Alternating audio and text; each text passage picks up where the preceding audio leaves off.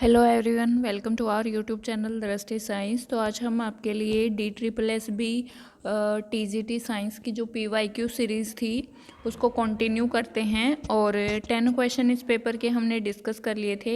ये जो क्वेश्चन हैं ये हम 10 से आगे वाले क्वेश्चंस को यहाँ पे डिस्कस करते हैं। तो 111 क्वेश्चन जो है इसमें क्या बताया गया है, देखो।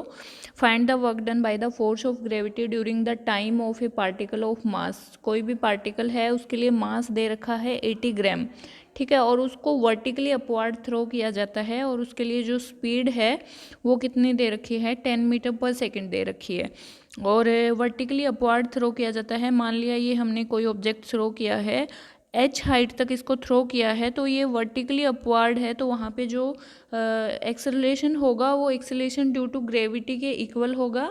और h हाइट के बराबर है तो वहाँ पे जो डिस्टेंस है उसको हम h लेके चलेंगे। तो इक्वेशन ऑफ मोशन होती है v² - u² = 2as। आपको भी पता है ये इक्वेशन। यहाँ पे हम फाइनल वेलोसिटी को 0 लेंगे क्योंकि ऑब्जेक्ट जब वर्टिकली अपवर्ड थ्रो किया जाता है तो उसकी हाईएस्ट पोजीशन के ऊपर उसको रेस्ट में माना जाता है। तो v की वैल्यू यहाँ पे क्या होगी, 0 के बराबर होगी। तो v की जगह हम क्या रखेंगे, 0 रखेंगे, और u की जगह हम क्या रखेंगे, 10 रखेंगे। 10 का स्क्वायर = 2ah के बराबर, और a की जगह हम g लेंगे क्योंकि हमारा एक्सेलरेशन जो है वो ग्रेविटी के बराबर है। तो यहाँ से h की वैल्यू है वो क्या हो जाएगी, 10² / 2g के बराबर आ जाएगी। ठीक है, अब हमें यहाँ से वर्क डन निकालना है। तो वर्क डन किसके बराबर होगा, वर्क डन होता है फोर्स इंटू डिस्टेंस के बराबर। फोर्स इंटू डिस्टेंस के बराबर, डिस्टेंस हमारा h है और फोर्स को हम मास इंटू एक्सेलरेशन लेंगे mgh, और वर्टिकली अपवर्ड इसको थ्रो किया जाता है तो इसको हम नेगेटिव में कंसिडर करेंगे। h की वैल्यू हमने सोल्व की है, यहाँ से निकालेंगे -mg × 10² / 2g। तो यहाँ से g है, g से कैंसिल हो जाएगा और बाकी जो भी फैक्टर्स दिए हुए हैं इनकी वैल्यू पुट करेंगे। m की वैल्यू 80 ग्राम है तो इसको हम किलोग्राम में कन्वर्ट करेंगे। तो यहाँ पे इसको 1000 से डिवाइड करेंगे और मल्टीप्लाई 10⁻², और डिवाइड में 2। तो यहाँ से 2 0 यहाँ से कैंसिल हो जाएंगे, 1 0 इससे कैंसिल हो जाएगी, और 2 4 जा 8 हो जाएगा। तो -4 जूल जो है ये क्या आ जाएगी, वर्क डन की वैल्यू आ जाएगी। तो इस टाइप से इस क्वेश्चन को हम सोल्व करेंगे, और सेकेंड ऑप्शन इस क्वेश्चन के लिए क्या होगा, करेक्ट ऑप्शन होगा। हर एक के आगे नेगेटिव साइन है तो नेगेटिव साइन का आपको कोई कन्फ्यूज़न नहीं होगा यहाँ पे। आगे हम देखते हैं नेक्स्ट क्वेश्चन क्या दिया हुआ है। An elevator weighing 500 kilogram is lifted up to the constant velocity. एक कांस्टेंट वेलोसिटी से कोई एलिवेटर जिसका वेट 500 kg है उसको अपलिफ्ट किया जाता है, और उसके लिए जो है हमें पावर की वैल्यू निकालनी है, मतलब हॉर्स पावर में पावर की वैल्यू निकालनी है। जी की वैल्यू हमें 9.8 यहाँ पे यूज़ करनी है। ठीक है, तो यहाँ पे हम देख सकते हैं कि जो पावर होती है वो उसका एक फॉर्मूला फोर्स इंटू वेलोसिटी के बराबर होता है। ठीक है, फोर्स इंटू वेलोसिटी के बराबर पावर का एक फॉर्मूला होता है, इसको आप लर्न कर लीजिए। और इसकी जो एक्चुअल जो इसका फॉर्मूला होता है पावर वर्क अपॉन टाइम, उसको भी अगर आप सोल्व करके देखोगे तो वो इसी में कन्वर्ट हो जाता है। तो यहाँ से पावर की वैल्यू हम निकालेंगे। फोर्स क्या होता है, मास इंटू एक्सेलरेशन, तो mg, और वेलोसिटी यहाँ पे हमने v ली है। अब हम इनकी वैल्यू को पुट करते हैं। मास की वैल्यू 500 kg है, g की वैल्यू जो है वो यहाँ पे 9.8 है, और वेलोसिटी की वैल्यू 0.2 मीटर पर सेकंड है। तो इनको हम प्रोडक्ट करते हैं तो ये 980 वोट के बराबर आ जाएगा। लेकिन हमें पावर जो है वो वोट में नहीं निकालनी, हॉर्स पावर में निकालनी है। तो 1 वोट जो है वो किसके बराबर होता है, 1 वोट 746 हॉर्स पावर के बराबर होता है। तो यहाँ हम 980 वोट को हॉर्स पावर में कन्वर्ट करेंगे, तो 980 को 746 से हम डिवाइड कर देंगे, इसकी वैल्यू आ जाएगी 1.3 हॉर्स पावर। तो 1.3 हॉर्स पावर जो है ये इसका क्या होगा, करेक्ट ऑप्शन होगा। आगे हम देखते हैं 113 question, which of the following is not a example of conservative force. तो फोर्स ऑफ फ्रैक्शन जो है वो एक कंजर्वेटिव फोर्स का एग्जाम्पल नहीं है, और force of gravity, force of spring, Coulomb force, ये सारे कंजर्वेटिव फोर्स के एग्जाम्पल हैं। नेक्स्ट क्वेश्चन क्या है, the blank and the blank of the system are taken together form blank. तो यहाँ पे काइनेटिक एनर्जी और पोटेंशियल एनर्जी को जब हम साथ में लेते हैं, कंबाइन करते हैं, तो वो आपस में मिलके मैकेनिकल एनर्जी में कन्वर्ट हो जाते हैं। तो ऑप्शन नंबर 1 इसके लिए क्या है, करेक्ट है। Next question, Archimedes principal. एक क्वेश्चन 100% एक या दो क्वेश्चन इसके ऊपर आते हैं, तो इसको बहुत ही ध्यान से करना है।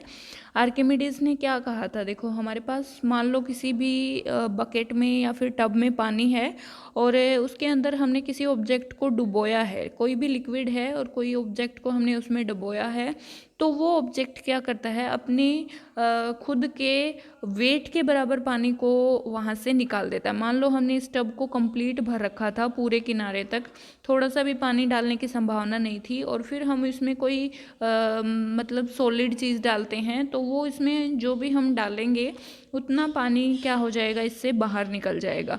तो जब हम ऑब्जेक्ट इसके अंदर डालते हैं तो एक अपवर्ड फोर्स लगता है, बैक फोर्स लगता है, जिसको हम बायोंसी फोर्स बोलते हैं।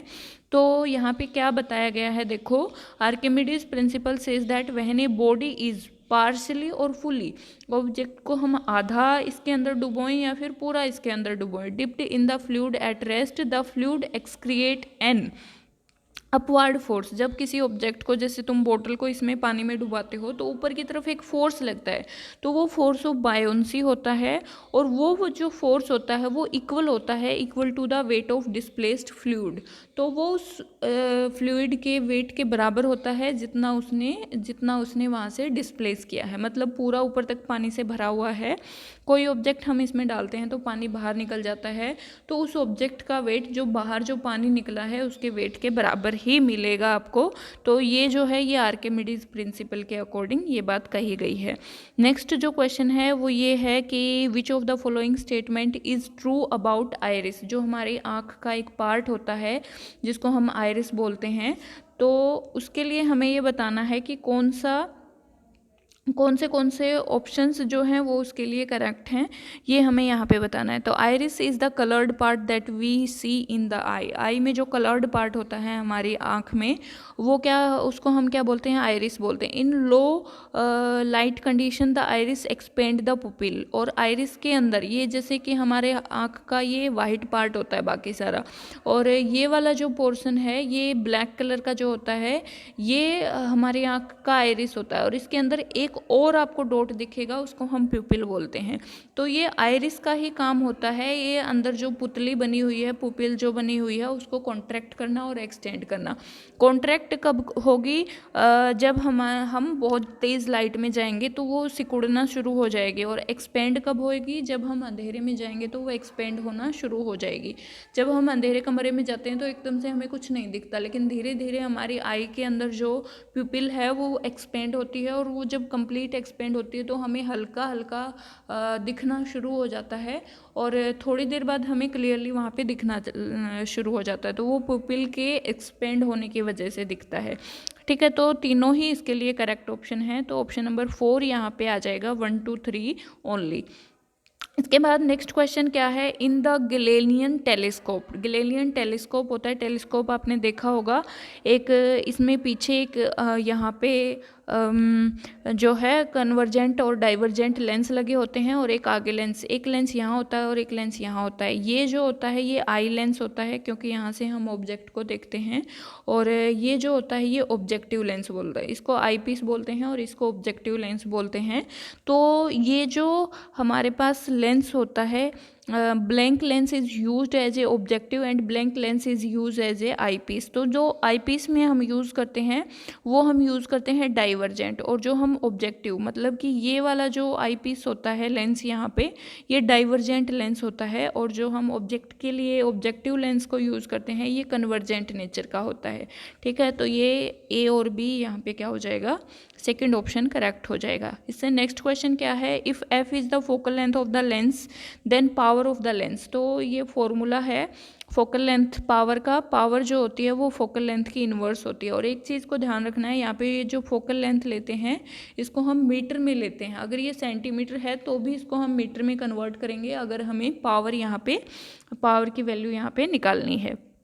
नेक्स्ट क्वेश्चन क्या है, 19 question, if we can count the number of compressions और rarefactions that cross edge per unit time. तो एक पर यूनिट टाइम के अंदर हमने कितने कंप्रेशंस और कितने रेयर फैक्शंस जो है वो हमने कवर किए हैं। वो क्या होता है, साउंड वेव की फ्रीक्वेंसी को मेज़र करता है। तो ये फ्रीक्वेंसी की, साउंड वेव की फ्रीक्वेंसी की डेफिनेशन होती है। नेक्स्ट क्वेश्चन क्या है, the term impending motions means, एक समुपस्थित गति होती है, एक मोशन का टाइप होता है। तो इसका क्या मतलब है ये हम इस क्वेश्चन से ही समझ लेंगे। Motion that would take place under the applied force. कोई भी हमारे पास ऑब्जेक्ट है और जितना मोशन वो ऑब्जेक्ट जो है ट्रैवल करता है, टेक प्लेस करता है, उसको हम क्या बोलते हैं, उसका इम्पेंडिंग मोशन बोलते हैं।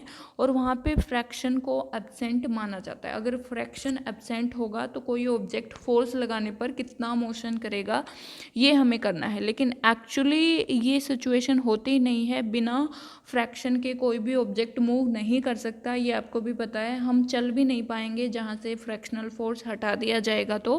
तो यहाँ पे ये एक्चुअली ये वर्क नहीं होता, लेकिन इसको हम मतलब मान के चलते हैं कि अगर इस टाइप से हो जाए तो उस मोशन को हम क्या बोलेंगे, तो उस मोशन को हम इम्पेंडिंग मोशन बोलेंगे। तो ऑप्शन नंबर 1 जो है ये इसके लिए करेक्ट ऑप्शन होगा। तो ये हमने फर्स्ट पोर्शन डिस्कस कर लिया इस पेपर का। और वीडियो अच्छी लगे तो लाइक ज़रूर करें, चैनल को सब्सक्राइब भी करें। Thank you very much.